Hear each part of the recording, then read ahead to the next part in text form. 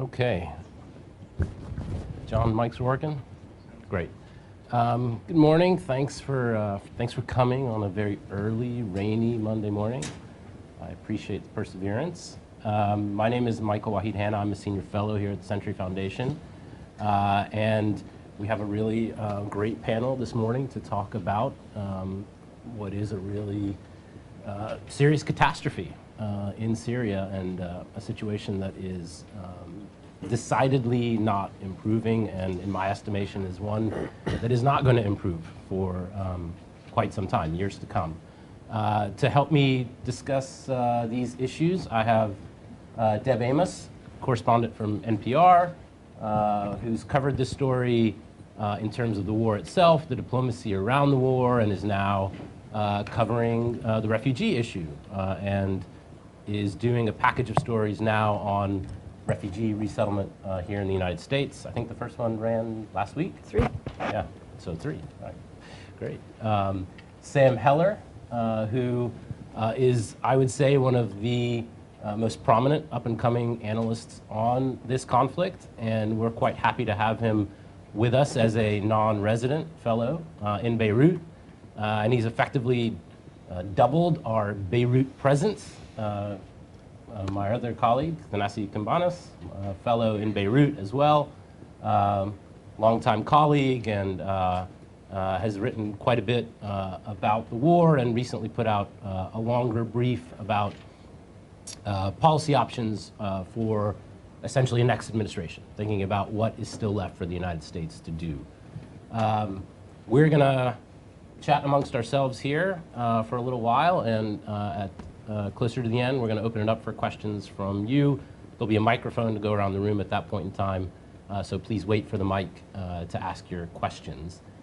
To start us off, I'm going to turn to Sam, who now in the region, just recently in the US, and he's going to give us some introductory thoughts to kick off the discussion. Thanks. So I just wanted to open up with, I think we can get a little bit more kind of specific after about some of the conditions, the actors inside Syria. But I just wanted to open up with a few of just my general notes on how I understand the conflict and some of the options that are in front of us. So even as I think we all recognize that this is a terrible, society-destroying, destabilizing war, I personally am a little bit circumspect about the prospects for bringing it to a close or even mitigating a lot of these effects in the near middle term. So some of that is related to at least how I see American capabilities, the efficacy of a lot of the policy options that are available. I don't think that America can achieve a sort of kind of sweeping, solve everything change, although I do think that we can do positive things around the margins. But a lot of my take on this is informed by at least how I understand the main players who are involved in Syria, whether the Syrians or a set of particularly invested regional actors, all of whom are mostly autonomous, who have their own agendas. Some are more malleable than others. It seems like the Kurdish People's Protection Units will occasionally do America favors. Some elements of the Syrian armed opposition are susceptible to, more susceptible to pressure from their various kind of state backers. But we have a lot of people who are basically just out of our control, including important constituencies in the opposition, certainly Jabhat al-Nusra, or recently renamed Jabhat Fath al-Sham, and then critically the regime of Bashar al-Assad, which seems like it has no appetite for compromise and over which at least America seems like it has no real effective leverage. What I think that adds up to is that a lot of the ways, a big part of how we discuss the war and what to do about it as America or the international community is in terms of what has been the U.S.'s goal for Syria since the beginning of the revolution, which is this orderly, negotiated, inclusive political solution, which I think is impossible. So in the near middle term, I basically see no prospects for this. There's various reasons for that, but a big part of it has to do with the fact that the person of Bashar al-Assad is indivisible, that you can't negotiate away elements of him. And so I think that when so much of U.S. policy is debated in terms of what facilitates this negotiated solution, what leads there, kind of pushing different buttons, levering different factors to kind of achieve this perfect balance. Once you actually, if you're willing to accept that this end state is basically just not going to happen, then the way that all these different options are framed, nothing really makes sense anymore. Which is not to say that the policy options don't exist. It's just that this end state is debatably just not there. And I think that seems like it's fed American paralysis on this. Because nothing that's been on the table, nothing that is proposed will deliver us to this impossible goal. And so the instinct is just to do nothing. So if you talk about arming the Syrian opposition, for example, it's not going to facilitate a negotiated solution, but like nothing will.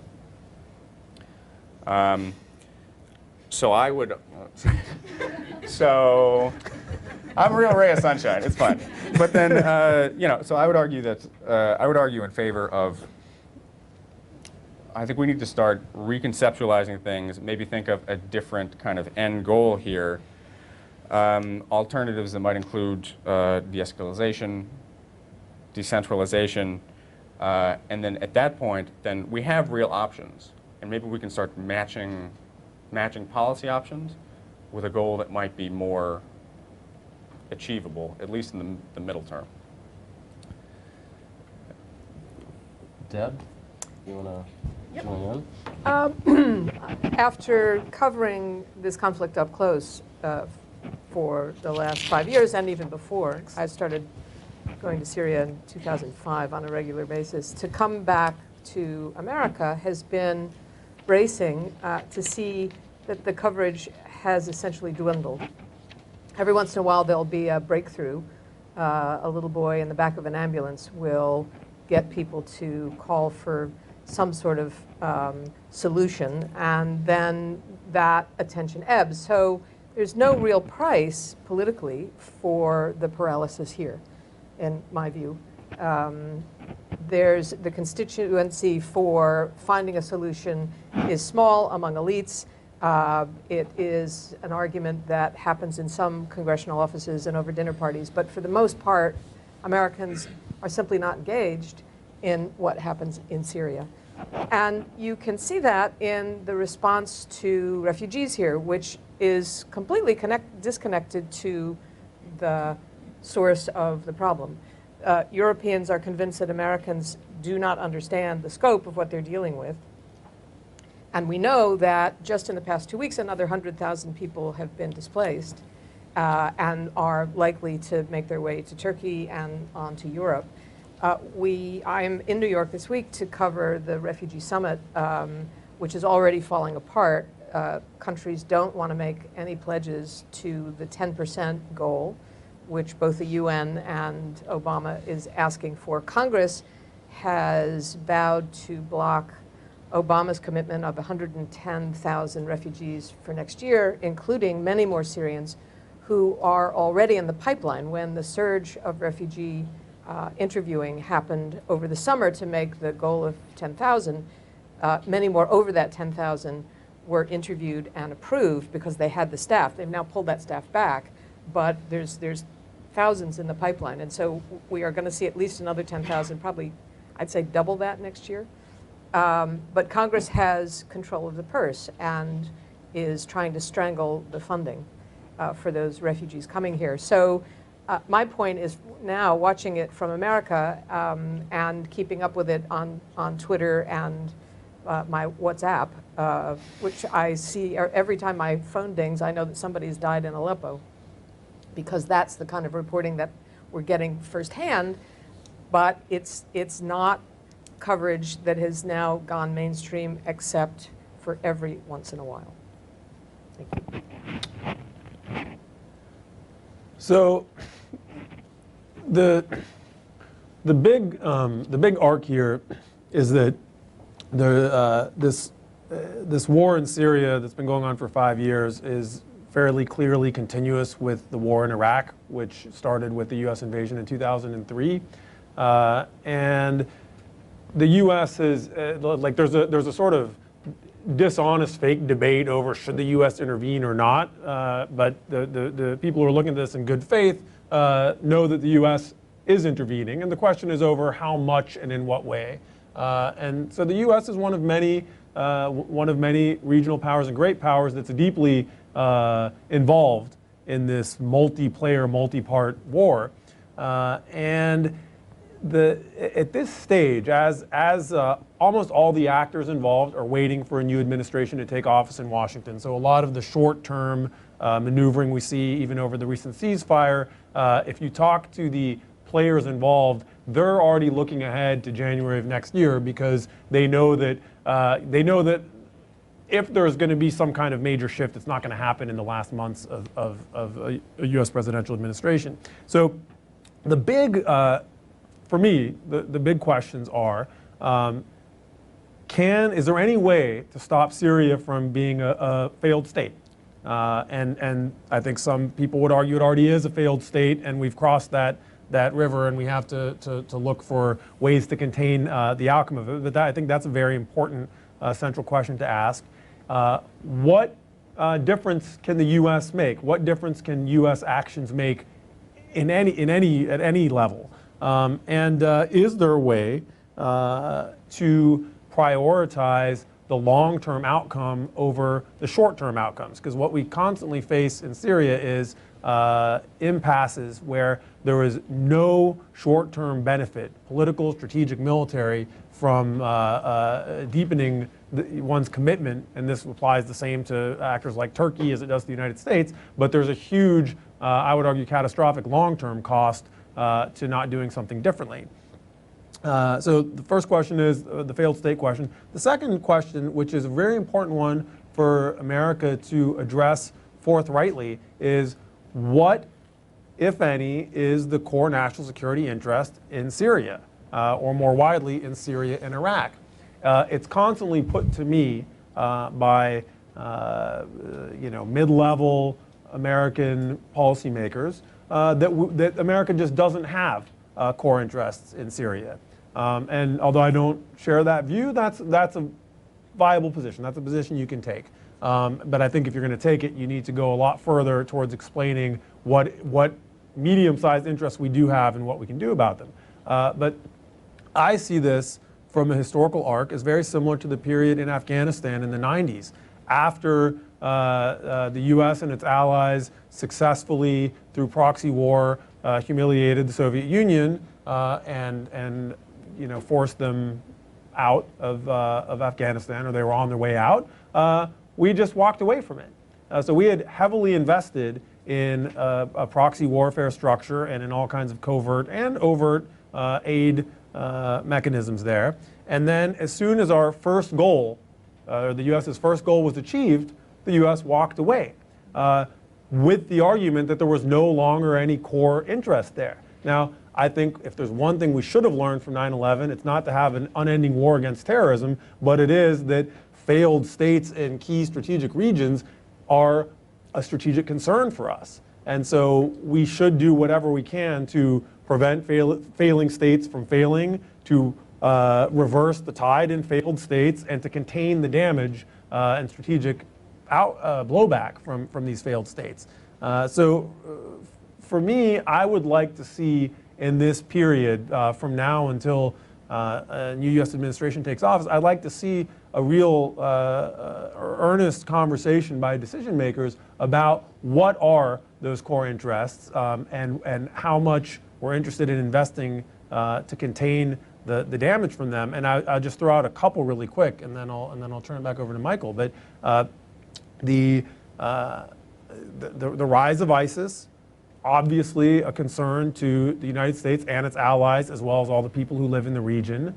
The humongous human tide of displaced people and refugees, which is a moral and humanitarian issue, but it's also a strategic issue. The tide of refugees has undone much of the European Union's founding compact in a way that has huge strategic consequences for all of us. So again, in the short term, it's babies drowning in the Aegean, which is bad enough and important enough to care about, but in the medium to long term, it is the Brexit and the strain on Europe and the possible fragmentation of Europe's political and foreign policy union, which, as we know, was put in place to prevent continental wars in Europe.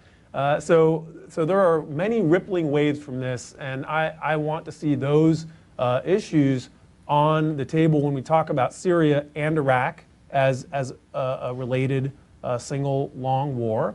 And then we can try and answer those questions, and we can come to very different conclusions. I came to the conclusion that the U.S. should escalate its intervention, and we can get into that more if people are interested, and what I see the risks in that and the possible benefits. You could also take all these things I'm putting out there and argue that what we need to do is hold our nose and team up with Bashar al-Assad, because he's the lesser of two evils, and it's more important to prevent Syria from turning into a vacuum than it is to weaken Bashar al-Assad. And that, you know what, that's a viable position one can take. But what doesn't make sense any longer, and I think the costs have become undeniable, is to pursue this middle course where we are inadvertently and sometimes openly accelerating the collapse of the entire state structure and the chains of authority on all sides of the conflict, on the regime side, on the rebel side, on the Islamist jihadist side, and all but guaranteeing that we'll have a generational vacuum in Syria that's going to hurt us in countless ways, not to mention the people who live there. So, Thanasi, you mentioned identifying core interests, whether they justify escalation or not is a separate issue. But it seems to me that this administration has identified two core goals, namely counterterrorism versus the Islamic State, and de-escalation. And of course, the main vehicle by which the administration is pursuing a de-escalatory policy seems to me the negotiations with the Russians. And of course, that I think is the biggest near-term agenda item.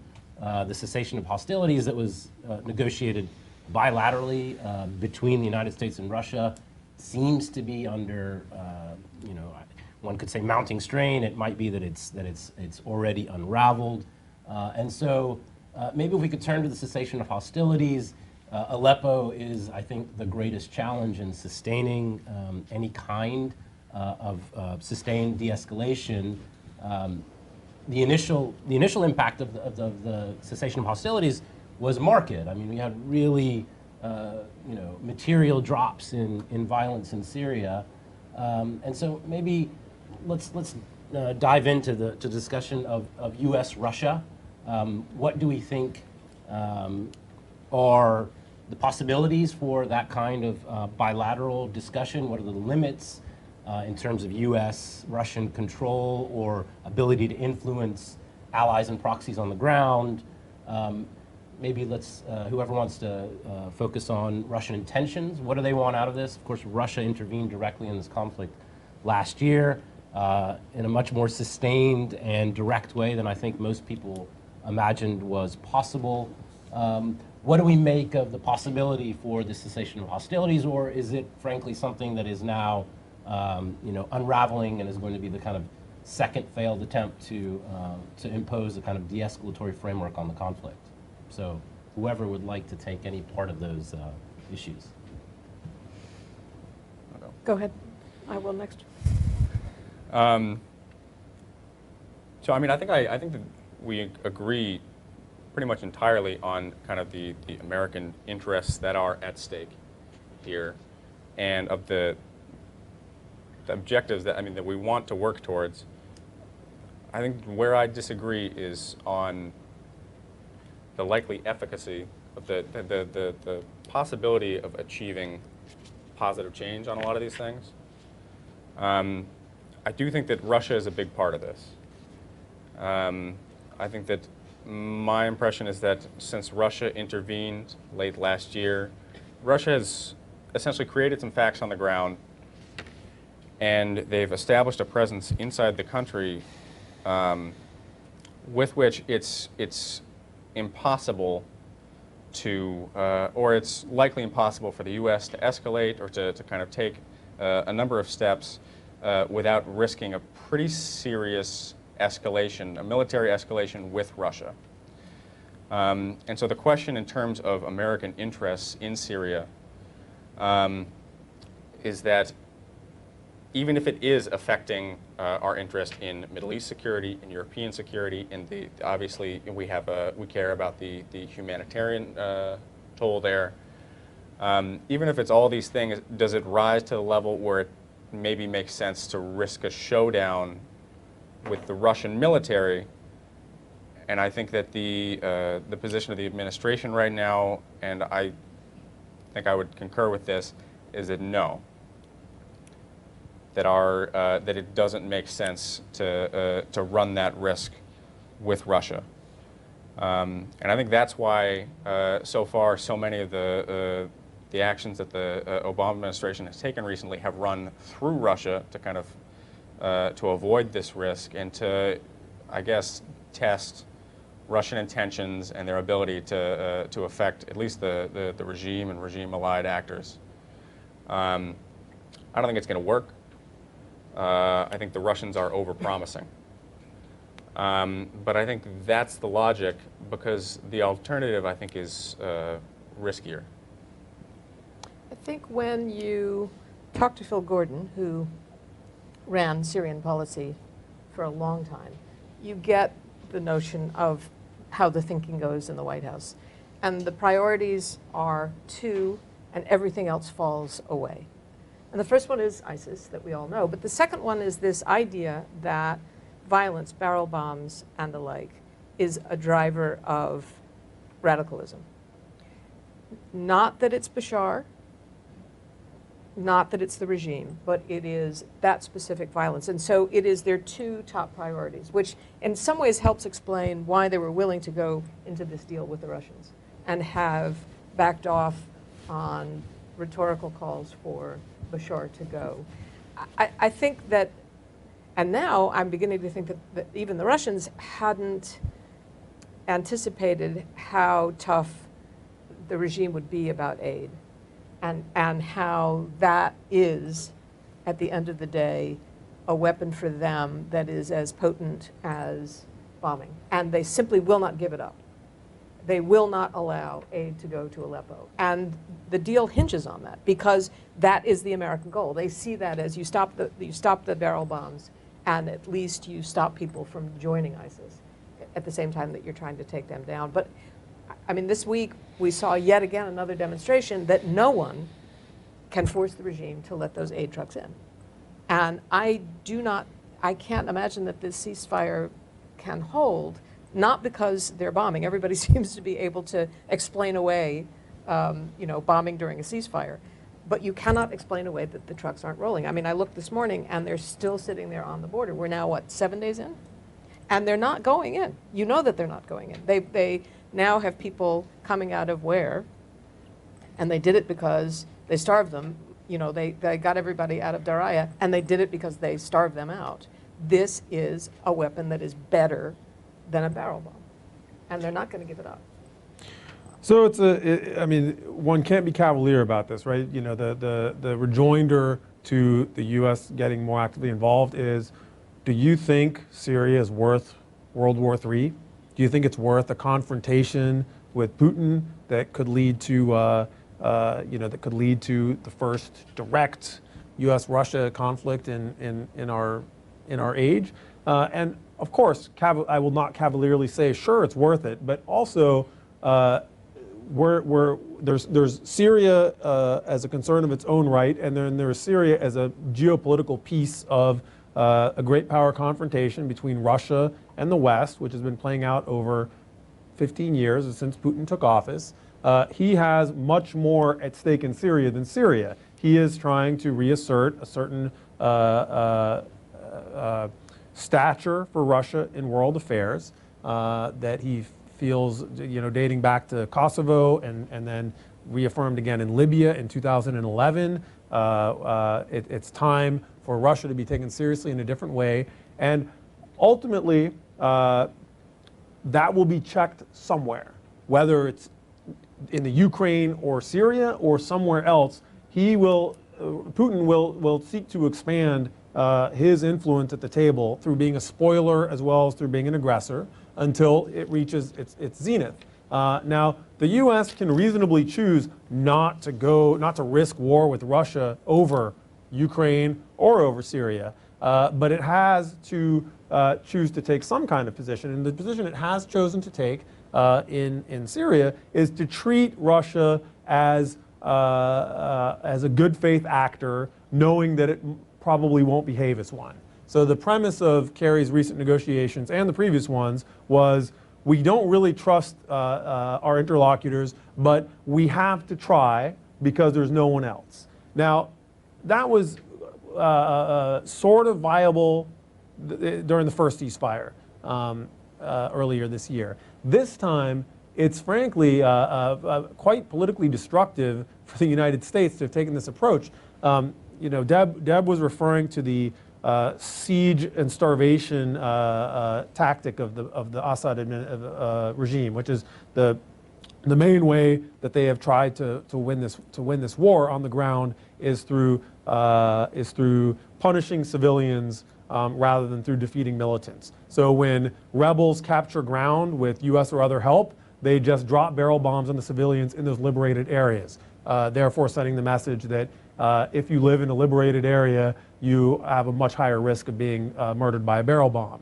And then in holdout pockets, like outside of Homs or in eastern Ghouta or these suburbs of Damascus, they've simply surrounded them and starved people to death, often with the help of Hezbollah. Now, since Russia got involved, Russia has been a major player in another pillar of this technique, which is bombing hospitals and marketplaces. So we have the much more effective Russian military serving as a key tool in implementing this, not that it matters in our world today, but this war criminal strategy to, as Bashar's own slogan has it, Bashar or we burn the country, and it harkens back to an earlier stage where Bashar threatened to break Lebanon over Rafik Hariri's head if he didn't get his way, and then eventually killed the guy.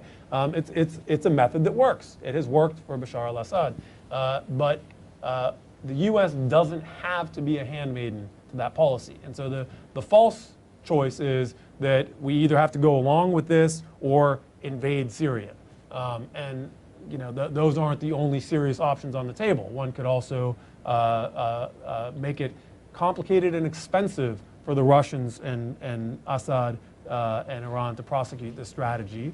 And we could also not, through things like this very flawed cessation of hostilities agreement, not actually normalize and put our political stamp of approval on these sieges and on these this tactic of killing civilians and making them the first and primary target of your war. And I think, again, not to belabor this point, but I think it's so important. This is an issue where humanitarian concerns and our morals and values as a state dovetail almost perfectly with our strategic concerns to project power through better, more effective alliances and to check the violent, aggressive spoiler approach of Russia towards all its buffer regions. So we have a sort of trifecta of reasons to try and do something more to manage this crisis and remember that what we do in this crisis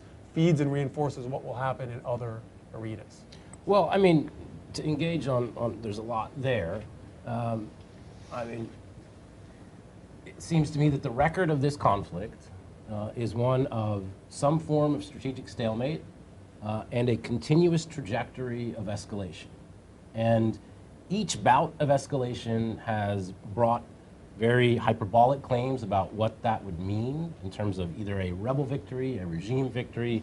But at each stage, what we have is a kind of lockstep escalatory cycle that has perfectly managed to escalate the war.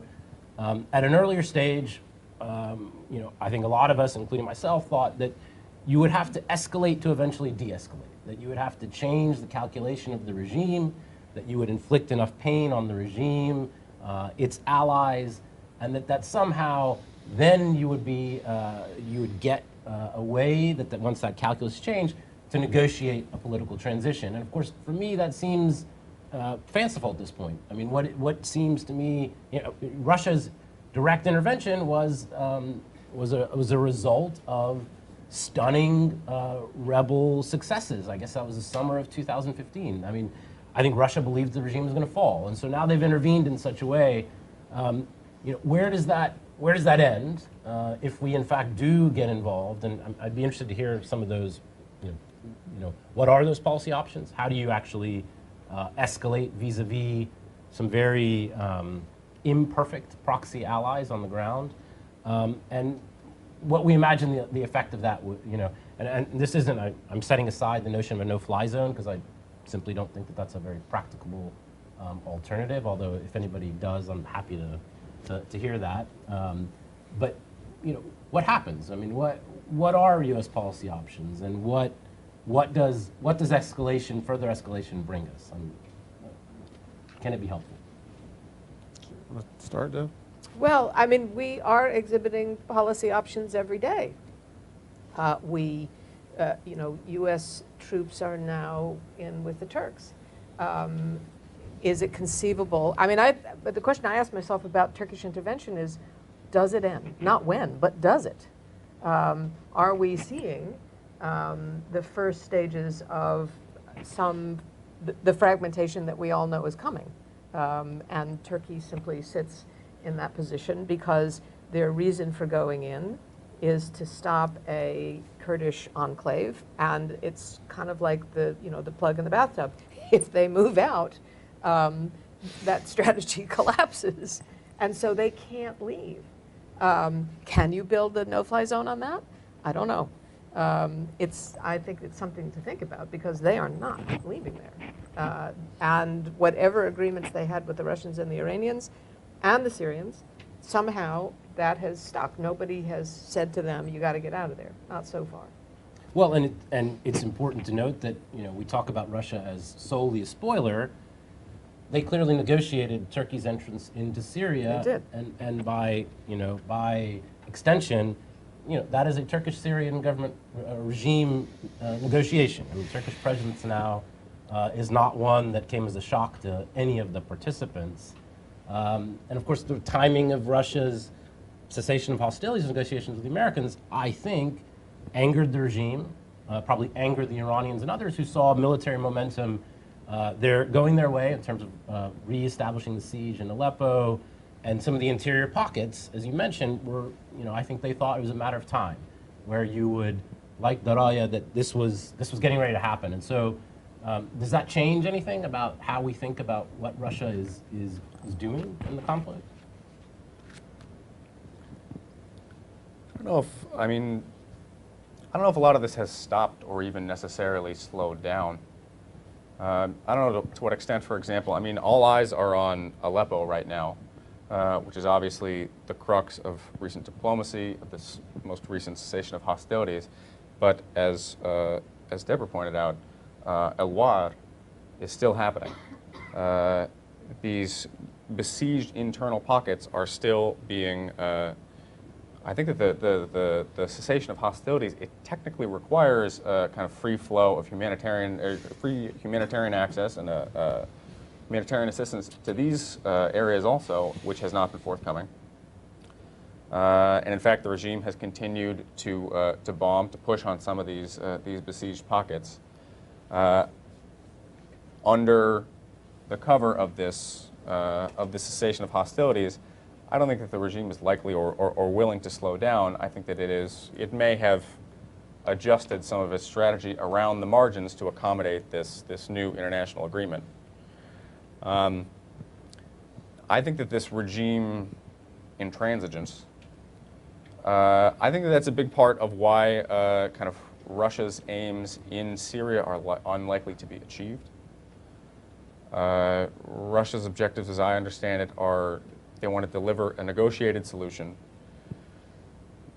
but they essentially want to do it on Assad's terms, that they are unwilling to apply effective pressure on the regime just because there is a fear that if you kind of push too hard or if you try to displace Assad, then the entire superstructure will collapse, which is not impossible. I mean, that's actually an argument that you hear from many of the regime's supporters. And then it seems like they also have other equities that are external to Syria. This normalization, as Thanasi was saying, this desire to kind of secure military cooperation with the U.S. I don't think that means we have to play along with that, which I think entails a real reputational cost. And then the idea of, yes, becoming a handmaiden to the Russians at very little likely or plausible gain, as far as I see it. I don't think any of that makes sense. And you can say as much as you want that we're testing intentions. I mean, eventually they're tested.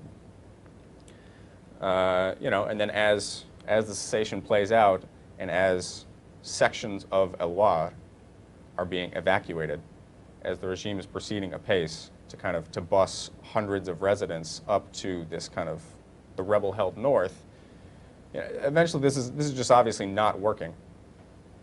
I don't think it necessarily makes sense to play along, even if it's not obvious what kind of tools we can use to stop it. So I'll just add a couple of points. One is that there's a misread in Washington about what the cost of this is for Russia. You often hear a sort of analysis that says, hey, this is going to be a quagmire for Russia. They're going to get bogged down in the Syria thing. Bashar al-Assad is the worst ally anyone could have because he'll do whatever he wants, and that part is true. But this intervention for both Iran and for Russia is very affordable. They're not. This isn't Russia. This isn't the Soviet Union occupying Afghanistan to prop up an unpopular dictator. This is Russia coming in to support an authoritarian dictator who has a constituency and a lot of people who do support him and an actual state at his disposal. So Russia in this case is supporting someone who has, whether we like to admit this or not, a fair amount of his own legitimacy in his country, and they're doing it in a way that they're not losing thousands of troops or hundreds of troops. They're going to have a couple of deaths, which is completely sustainable for them politically inside Russia. Financially, it's not very expensive. Manpower-wise, it's not very expensive, so they could maintain this indefinitely. I see very little of a sense of Russia at some point being cornered or pressured by their failure, because they can describe their goals in a limited way and say they've achieved them at any point. But Michael's other question, which is, what are the options? What are the things we can do? I'll just rattle off a couple, and then if you want to talk more about any of them, we can. On the military side, you have to set limited goals and lower expectations, or else any military escalation is going to fail politically. But if you set forth the goals being to impose a cost on Bashar al-Assad and his allies for what they're doing and to save civilian lives, then you have a lot of sort of half piecemeal options that would have quite a lot of impact. One is a sort of not even a partial no-fly zone, but a punitive shooting down of aircraft that bomb civilians. So when there are helicopters dropping barrel bombs, you shoot some of them down sometimes. And that's not a no-fly zone. You're not guaranteeing security for civilians in the areas you're talking about, but you do announce. You say, over East Aleppo, over this area, over that area, if we see aircraft bombing civilians and we're able to, we'll shoot them down. Consider yourselves warned. And we would tell Russia when we're going to do it, so that we would reduce the chance of shooting. I mean, we would try not to shoot down any Russian planes, obviously, because that would be Probably problem, a bad idea. right? Yeah. So you end up with some symbolic shooting down of Syrian aircraft and Syrian helicopters that are killing civilians. What does that do? I would argue that it would save a lot of lives, because I think Bashar al-Assad's Air Force is not interested in dying in the process of murdering all these civilians. I don't think those are heroic pilots fighting for their existential survival. I think they're essentially bullies on a murderous mission who will not be willing to die for that particular piece of it. This isn't them, the Alawites, defending their homes from jihadis. This is a sort of different dynamic. That's one set of options, and I think there's a lot of variations of that you can do. You can shell or rocket soldiers or militias that are conducting these sieges. Again, that doesn't mean you're breaking the siege, but you're saying, all right, if there's a checkpoint that's running that's helping choke off this area or that area, we'll use our fantastic precision military assets to occasionally strike that checkpoint. Will that make a difference? Symbolically, it certainly will. Will those often uncommitted, dragooned Assad military assets run away when they find out that they're going to die in order to do this? Very possibly. So to me, those are relatively low-cost military options to escalate. But I also think that we can be more imaginative if we're willing to sustain political risk and if we're willing to invest resources. We can take completely different approaches. We can say there's nothing to be done militarily, but we're going to spend $2 billion extra on refugees. And we're going to do some of it by symbolically increasing our resettlement here, but we'll do some of it by paying for the housing of refugees elsewhere in our vulnerable allies. So Turkey, Jordan, Lebanon, nearing collapse as they host more than 3 billion refugees. In the same way as Gulf states do, we can come in and have an American-funded refugee city in the Jordanian desert with the American flag on top, just like the ones with the Qatari flag or the Saudi flag, and say, sorry, we can't admit 100,000 refugees. That's not practical. But we're a superpower. We're rich. We can help you with this. And then when our allies complain that we're not pulling our weight in Syria, we can say, in fact, we are. We're doing this, and then we're going to ask you to do a lot more to crack down on ISIS or the traffic of jihadis through your area, or on any number of other corollary goals and interests that we have. And the last one, and then I'll shut up because I know I'm talking too much, is the UN, which has been, we're a major stakeholder of the UN, and the UN has been a major stakeholder of Bashar al-Assad's strategy. Unintentionally, perhaps, or without being entirely a bad faith actor, but the cumulative impact of UN policy in Syria has been for the UN and its feckless political process that no stakeholder expects to lead anywhere, has been to be a major propping up of the sieges, of the delaying tactics, of the war crimes. And that's something that we have a tremendous amount of leverage as the United States, along with our allies who share our views on this conflict, to pressure and change. And that's partly through money, but also just through political pressure that's at our disposal through the UN. I think part of the problem is feckless and the UN has often been in the same sentence. I have, every chance I get, have pressed Samantha Power on why can't you? How is it that the UN gets to be complicit in these sieges? And the answer always is, it's a sovereignty issue. It's not just the US, but the entire UN won't touch that. I think you're completely right about, yes, we could build a refugee camp in Jordan and put a big flag on it, and that would be great. But this administration, in terms of airstrikes, this administration is also often called the revenge of the lawyers. It is the most legalistic administration in years.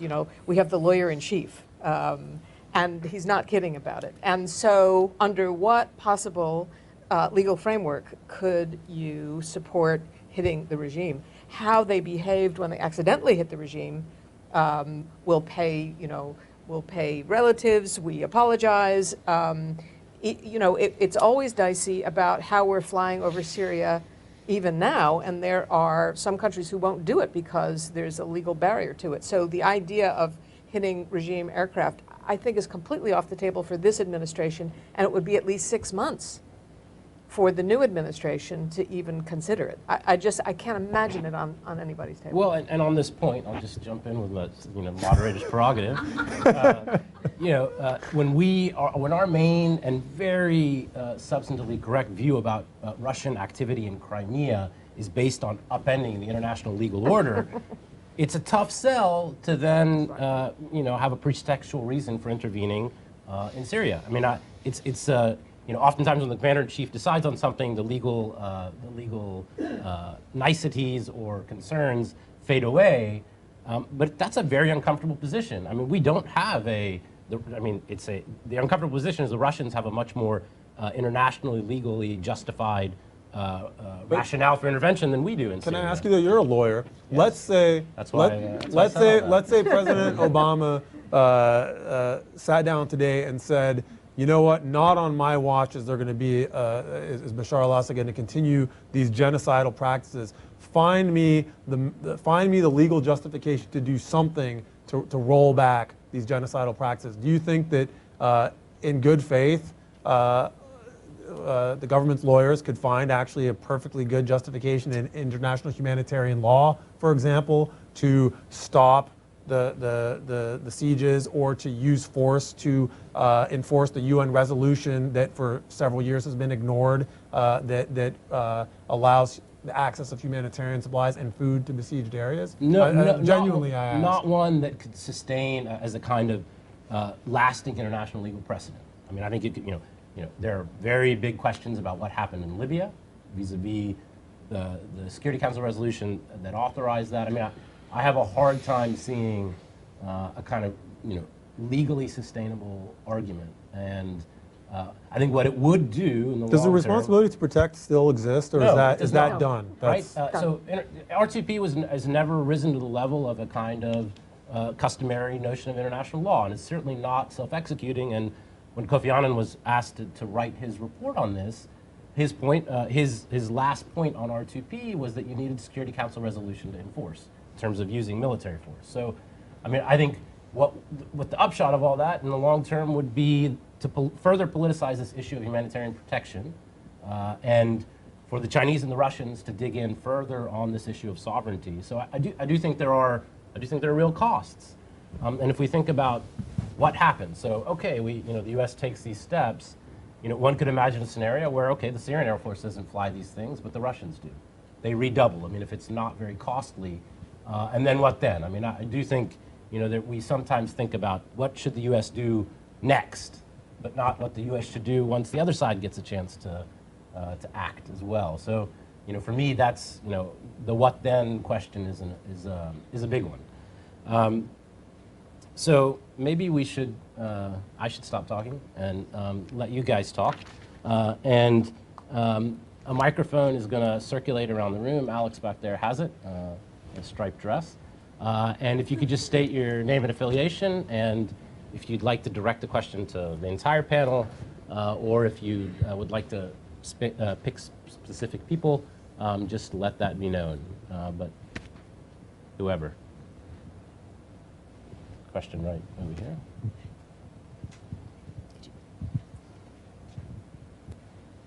Hi, my name is Carol Spomer. I just want to know about the economy in Syria today.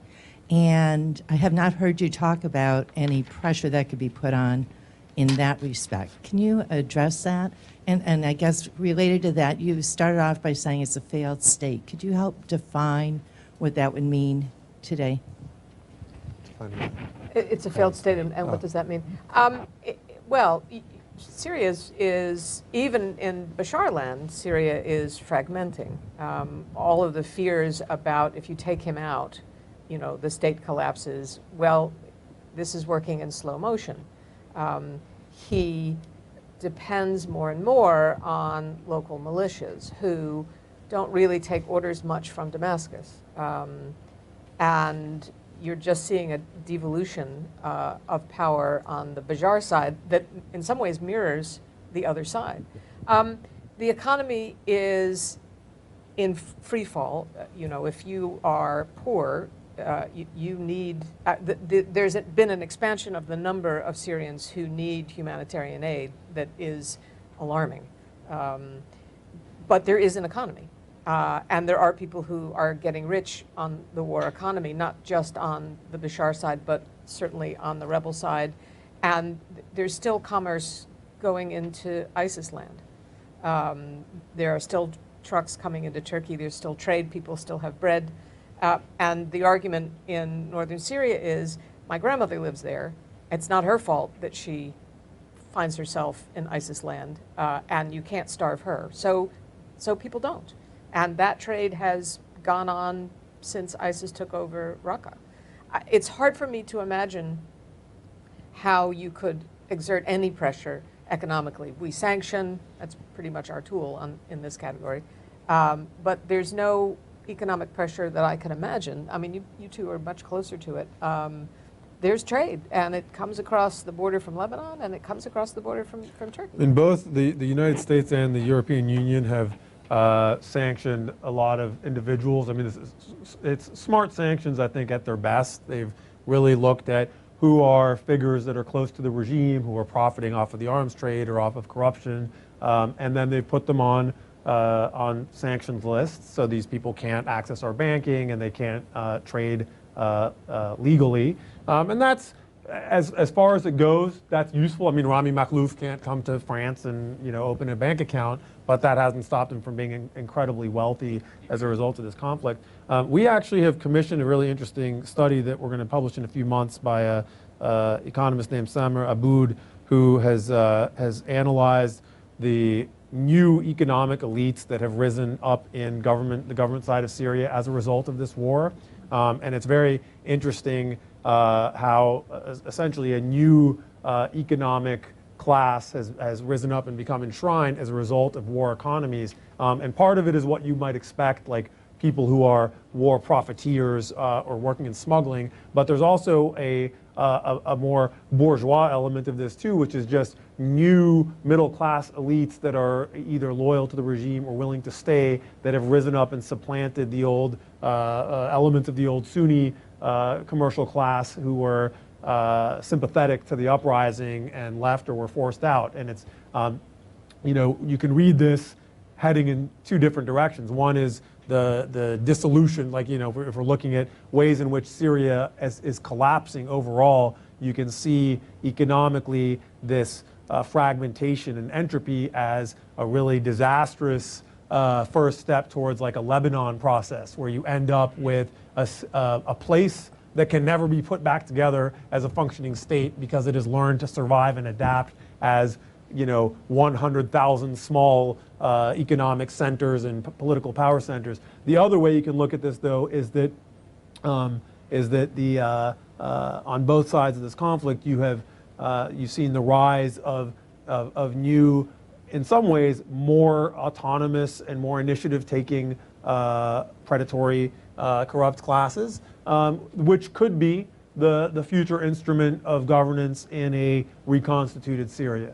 And it's important. I'll just say one more thing and be quiet. But, you know, I especially talk a lot about Syria as a failing state and the process towards state failure. And it's very important to remember that just as states can inexorably be drawn to failure, that process can and has repeatedly in history been reversed. So there is nothing inevitable or permanent about state failure. Although, you know, we often look at cases like Afghanistan and Somalia and Iraq and Lebanon to imagine the ways in which this becomes like a permanent state of affairs. But there's, you know, every other state that followed the reverse process in the last 150 years illustrates that it's entirely possible to reconstitute a state out of anarchy and autarky and violence. And if that were to happen in Syria, these new war economies and these new militia figures would be the basis or part of the basis of a new state. And it's a sad lesson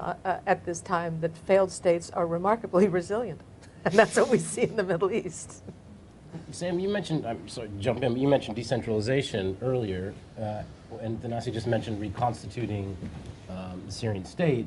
I mean, clearly, I wouldn't think that the old centralized unitary state is possible to totally, you know, reestablish. Do we think then that this kind of war economy and fragmentation leads to a different kind of end state, a more decentralized end state going forward, or when we think about like a kind of more sustainable cessation of hostilities, however many years that is in the future?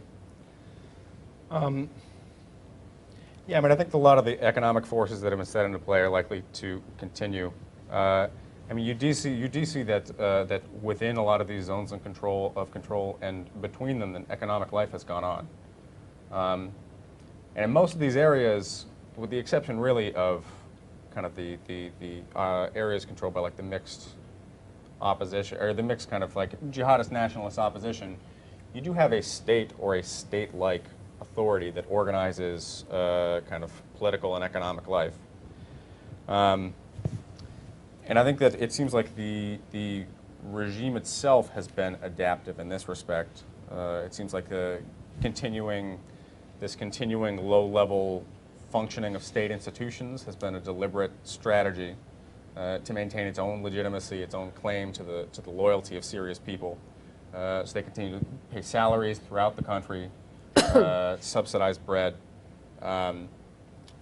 Obviously, inside, outside regime areas, there are severe economic stresses, and you get kind of different quirks based on the area. It sounds like my impression is like a lot of opposition areas, you've developed some pretty heavy dependence on relief baskets provided by various kind of competing, overlapping actors, which have created their own sort of distortions as people sell those on. Kind of, they've created a market in them.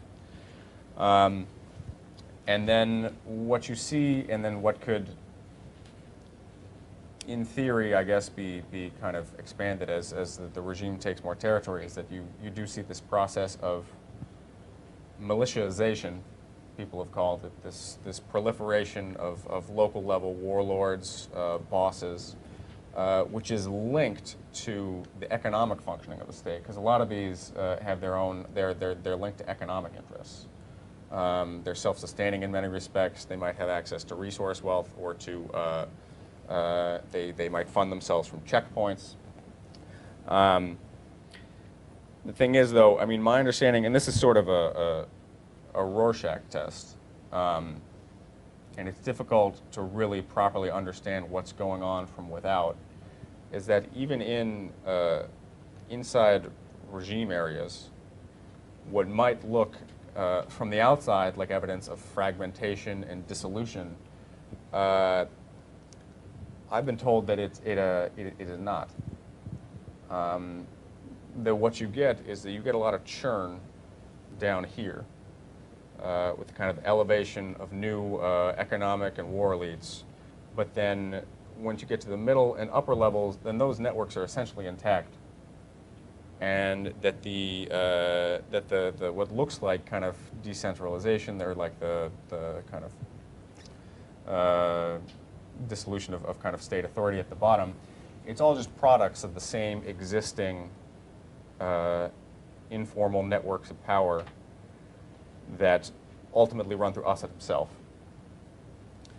And so I think that the idea that can be kind of a model for real decentralization, except in the kind of the most like narrowly commercial terms, I don't think so. But at the same time, yeah, I mean, I think that you're likely to have these kind of what amount to a set of different, distinct but linked markets in these kind of various areas of control across the country. Even as those areas might contract, grow, replace each other, I think that that's likely to go on, and that's going to be a continuing feature of just the Syrian landscape. Question right here. You.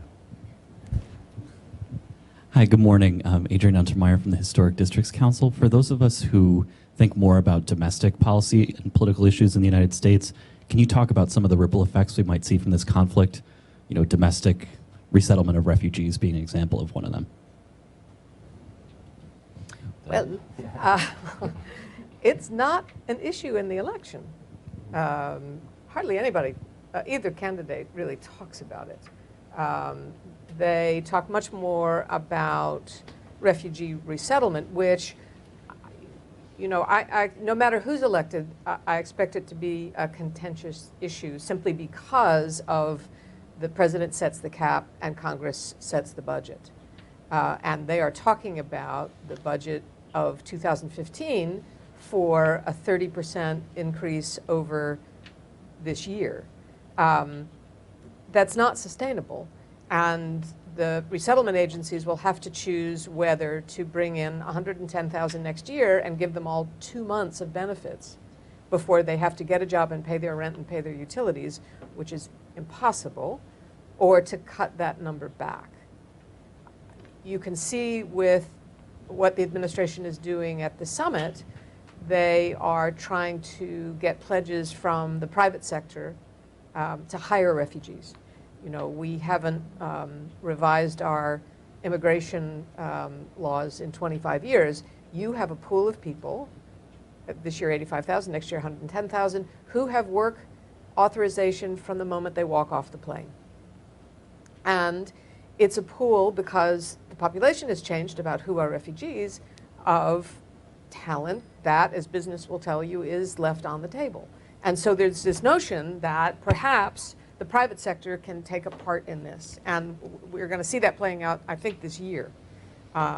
It is more difficult than it looks. I went and talked to a business company who tried to do this in Europe, and they had to find refugees one by one through LinkedIn. They placed 5 in 6 months. It's really hard to do, because the refugee agencies say, are you kidding me? We are way too busy to tell you who's the computer programmer that we just resettled in Germany. You're going to have to do that on your own. It's hard. But, you know, this is going to be the churn, I think, domestically, for people who watch immigration and refugee issues. It's going to be a big deal. State legislatures are also going to try the strangle. And they'll do to resettlement agencies, for example, in Texas, what they tried to do to abortion clinics, where what you do is you make them have all kinds of legal hoops you have to go through to be legal, and I think that will start probably in the fall. Anybody want to touch anything else on the politics of the war in the U.S.? Yeah, I mean, I think the consequences domestically aren't literal. I mean, it's not like the Iraq War, where you can say the trillions spent on that and the return of the soldiers had all these direct impacts. We're talking about a much more indirect impacts that have to do with, if you view the narrative this way, America's loss of direct influence in conflict zones in which it has strategic value, investments like the Middle East, and then you have all kinds of political consequences of either taking your distance from those conflicts or getting involved in managing them. We see those a lot in the conflict with Russia, but we also see this in our tensions with Saudi Arabia and the relationship over that, which has obviously impact on our oil industry and oil prices. But these are attenuated effects that are not entirely attributable to this crisis. Yeah, I mean, I think a lot of the effects, it seems like they don't necessarily reach our borders. I would say the one that does, and that does seem a little bit more immediate, is just the way that the war in Syria and then kind of the combined Syrian-Iraq war has charged up international jihadist radicalism and turned the self-proclaimed Islamic State into just a lodestone for would-be radicals or just kind of the maybe mentally ill people worldwide. And so that's a thing that we see. We'll have to see what happens as the Islamic State continues to lose more territory. I think that's a trajectory that's going to continue. And its claim to legitimacy, both inside kind of Syria, Iraq, and internationally, it may suffer as it actually loses the jihadist state that it's built. But the way that it's kind of popularized and democratized and disseminated just jihadist violence on an individual level worldwide and through a lot of some of these vectors like social media, that might be, there might not be any really going back from that. Any other questions? Sure. I'm Alexandra Hinneker with PAX. And I have a question about this point that you just raised about areas being reconquered from ISIS. In our work, we see that there's not really any strategy or plan in place to assist the areas that have been reconquered from ISIS. There's no intention to build up governance structures and things like that, and we see that as a real concern. But I was curious if perhaps you had a different perspective and you think that there are some efforts underway to do something, whether it's an area retaken by ISIS or some other local militia. And just to clarify, are we talking solely Syria, or are we also talking Iraq? Because I do think Well, yeah, sort of I mean, there's a distinct- couple of different factors at play, right? There's the anti-ISIS coalition that has a stabilization working group led by Germany and the UAE that are looking at that, but then also in Syria more specifically. But any thoughts that you have about that? So that's something that I've been looking into, and that I have kind of yet to get a satisfactory official answer on that. But I can say that in the areas that the Syrian Democratic Forces have taken from ISIS, of which the main component is the Kurdish People's Protection Units, the YPG, yeah, there is no civilian component to this. There is no apparently kind of day after element of this strategy, which is a marked contrast with how we engage with kind of mixed opposition areas in the Northwest, for example, where there's an extensive suite of kind of support and assistance that we provide to local councils, local municipal councils, and kind of various other linked bodies above that. The reason why there is this disconnect, why we have invested so much in our main, at this point, military partner against ISIS, and there is no accompanying kind of component to that. My impression is that it's related to the fact that I don't think you have the same depoliticized institutions of service provision and governance in these areas. I think that they are under effective armed group control by the YPG and by its related political party, the PYD, or there's a whole assortment of other acronyms. It's called the Autonomous Administration. There are various cantons. And I think that there may be legal barriers that are preventing the U.S. from engaging more fully in some of these areas, as well as sensitivities, I think, related to Turkey and to cross-border trade and traffic. But the upshot is that it doesn't make sense. I mean, this is, it's crazy that we can, that we can flatten Kobani, or sections of Kobani, to be fair, to kind of, to drive out ISIS, and then we provide little to no meaningful assistance on how to rebuild it or to establish reestablish the functioning of normal life. And then there's, so there's a contradiction at the heart of this that just, it doesn't make any political or logical sense. Can I just add two quick painful thoughts?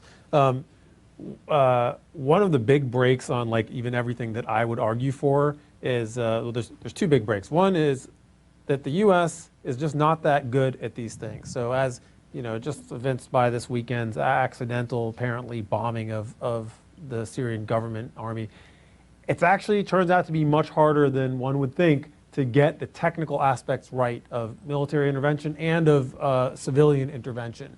A lot of money has been spent in the north in governance projects, U.S.-backed and European-backed and backed by others. These projects often don't work out very well. One, because it's actually, I mean, if we've learned anything over the last 20, 30 years, it's just not very straightforward or effective for a foreign government to come in with a lot of money and say, we're going to help you run your X, whatever it is, in your area. It doesn't always turn out very well. Mostly it turns out poorly. And we have to be honest about this. The Western-backed rebels in Syria are a mess, and many of them are horrible actors. So many governments, I mean, I don't know how it works for your organization, but how many well-meaning Syrians and others have gone into northern Syria and been murdered or abducted or held hostage by the people they're trying to work with?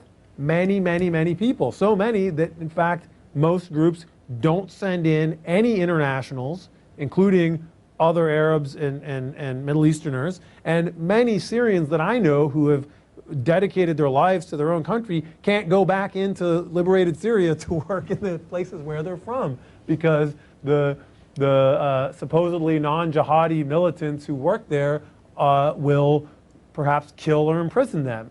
And that is a horrible reality. It's not everywhere, it's not universal, but this is a common affliction that in practice all the groups contend with, and it's been a huge handicap in anytime that someone like me comes in and says we can and should do more, there are a plethora of practical objections to, okay, great, let's do more, but look what happened last month and 6 months ago and a year ago when we tried to do more in this town and this place in this way, and we were thwarted by these things you're not even talking about.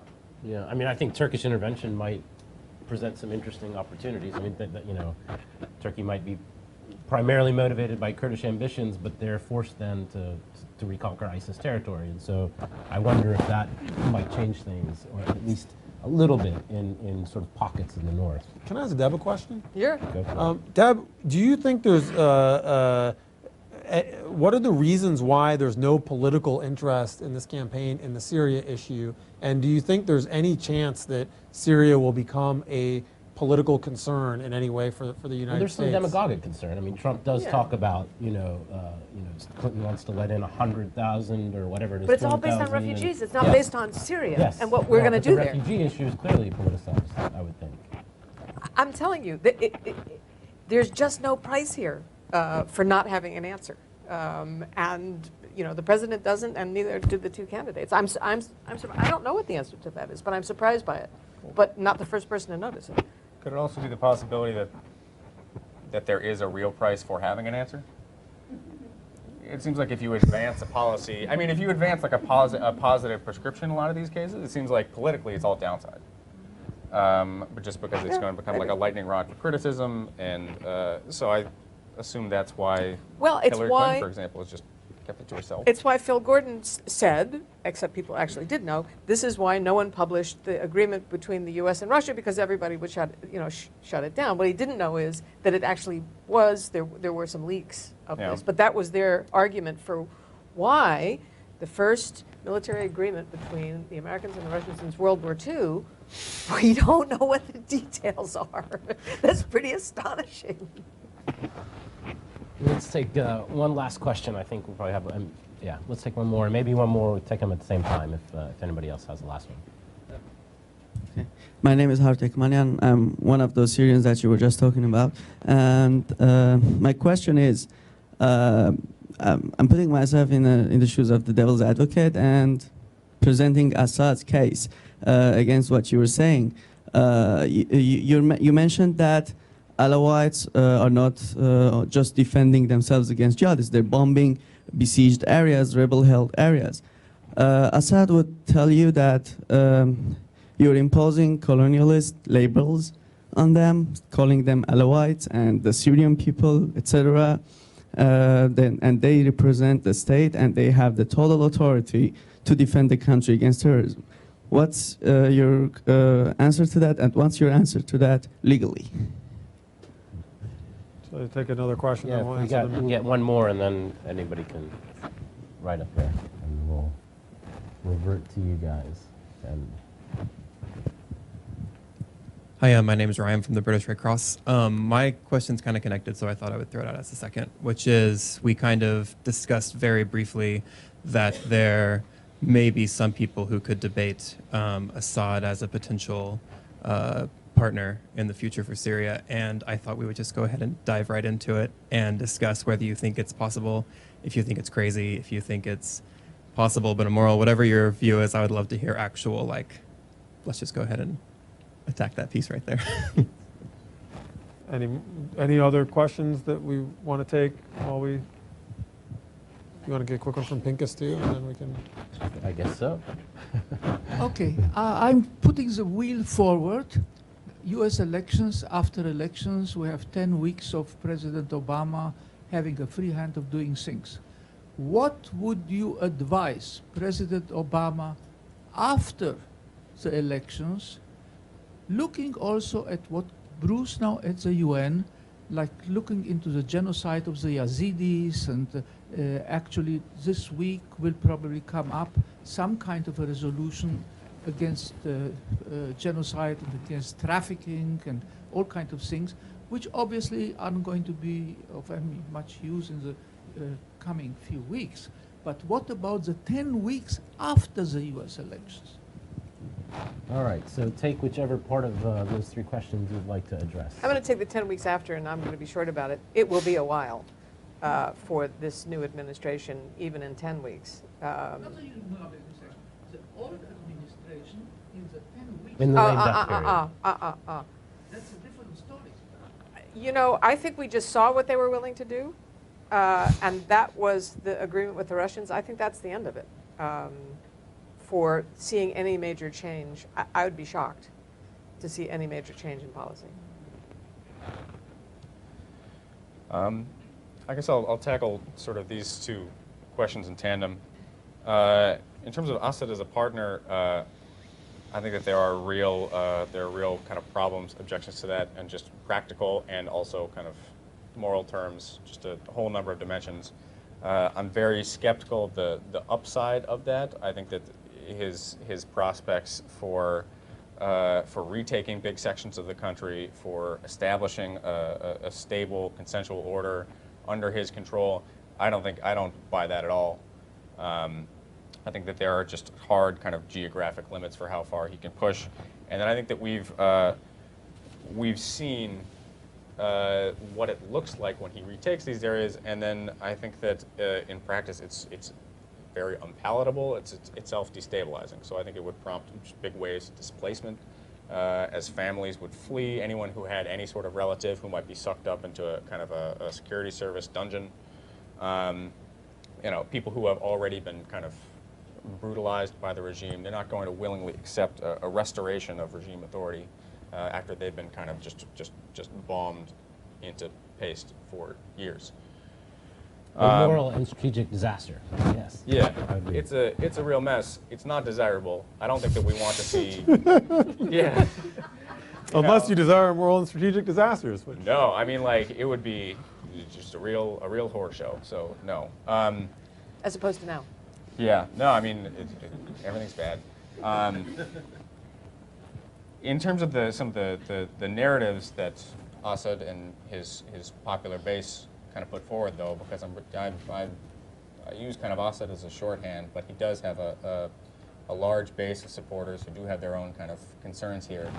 I'm not that sympathetic to claims of kind of colonialist interference, but I think that they do have real fears and concerns, particularly among kind of heterodox Muslim minorities, Alawites, Druze, small population of Shiites inside Syria, I think, and then also, I guess, Lebanon Shiites as well, who are now involved.